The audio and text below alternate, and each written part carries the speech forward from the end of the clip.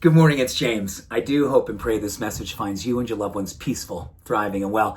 I am so grateful to have this opportunity this morning to share a message with you. Now, over the last couple of months, I was looking at, I think we have shared at least 4 messages on love just in the last 2 months. It was about love of others, love of a spouse, love of our kids, in our circle, how easy it is to express love. And many of you have said, oh my gosh, yeah, that's goodness. I mean, yeah, it's easy. I can do that. But many people also said, well, when it comes to loving myself, that's a little bit more interesting.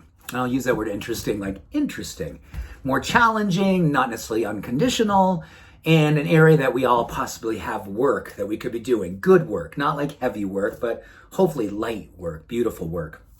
And what's incredible is that I was able to find a study that spoke specifically to deep self-acceptance, self-compassion, and self-love, and what happens to us physiologically when we are able to give to ourselves in that way.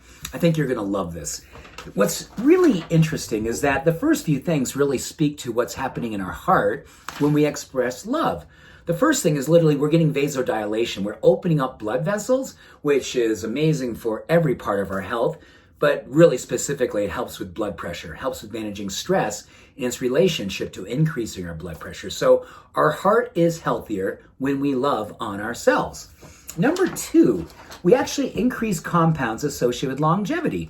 There are certain key chemicals that are released into our being when we are expressing love.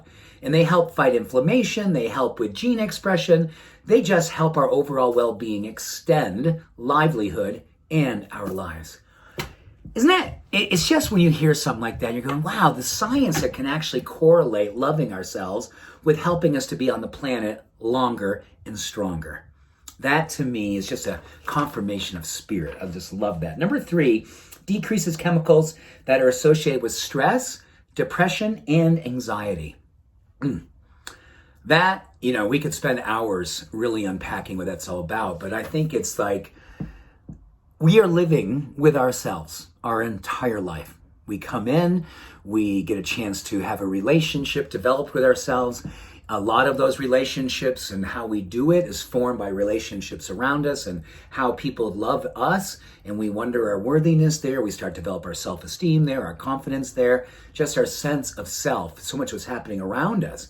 But as we kind of start moving into our world and start to really navigate and do the deep work of spirituality, that's where I think the opportunity to learn how to love ourselves and the things that we do love about ourselves, the things we want to develop and pursue and potentiate in ourselves.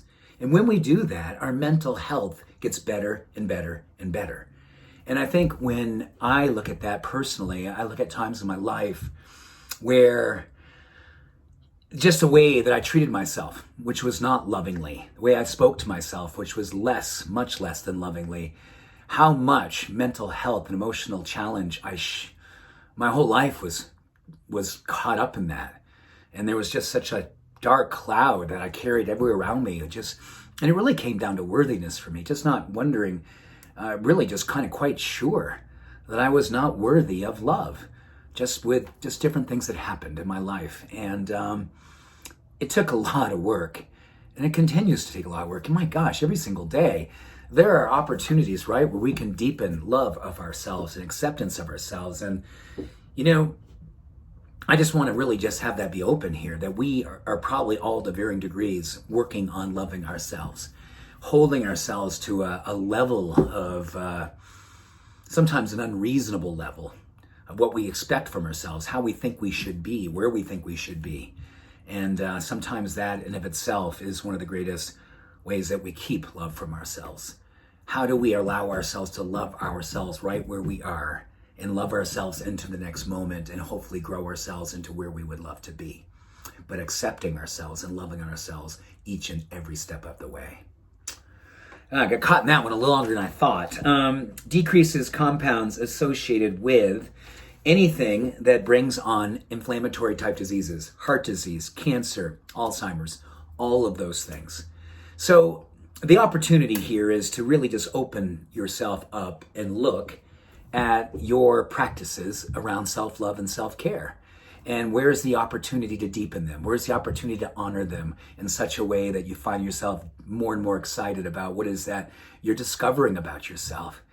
And I'm telling you here at age 59, I'm still got more work to do, and I'm grateful for that. I'm grateful that I see there's more opportunities to see and allow and open to love of me. I said it. I said it like 17 times this morning, didn't I? And it's beautiful. And I love loving myself. I just want to share that with you as well. That's not an ego statement.